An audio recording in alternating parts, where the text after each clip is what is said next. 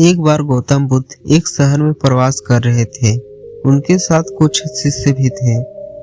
एक दिन उनके शिष्य शहर में घूमने निकले।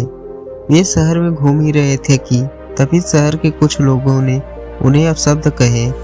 उनके बुरे शब्दों को सुनकर शिष्यों को बहुत बुरा लगा और वे वापस लौट गए। बुद्ध ने देखा कि शहर से लौट कर आए उनके सभी शिष्य बहुत क्रोध में दिखाई दे रहे हैं। उन्होंने शिष्यों से पूछा, क्या बात है, आप इतने तनाव में क्यों हैं?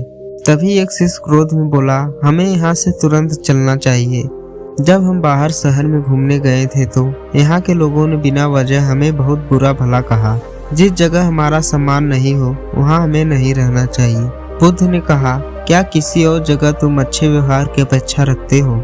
दूसरे शिष्य ने कहा, इस शहर से तो अच्छे ही लोग होंगे। तब गौतम बुद्ध बोले, किसी जगह को सिर्फ इसलिए छोड़ देना ठीक नहीं कि वहाँ के लोग बुरा व्यवहार करते हैं। हमें तो कुछ ऐसा करना चाहिए कि जिस स्थान पर भी जाए उस स्थान को तब तक नहीं छोड़े जब तक अपनी अच्छाइयों से वहाँ के लोगों को सुधार न दे। हम जिस भी स्थान पर जाए वहाँ के लोगों का कुछ न कुछ भला करके ही वापस लौटे। बुद्ध ने कहा, जिस प्रकार युद्ध में बढ़ता हुआ हाथी चारों तरफ के तीर सहते हुए भी आगे बढ़ता जाता है, ठीक उसी तरह उत्तम व्यक्ति भी दूसरों के अपशब्दों को सहते हुए अच्छे कार्य करता रहता है। खुद को वश में कर लेने वाले प्राणी से उत्तम कोई और नहीं हो सकता। बुद्ध की बात शिष्यों को अच्छी तरह से समझ में आ गई और उन्होंने वहां से जाने का इरादा त्याग दिया।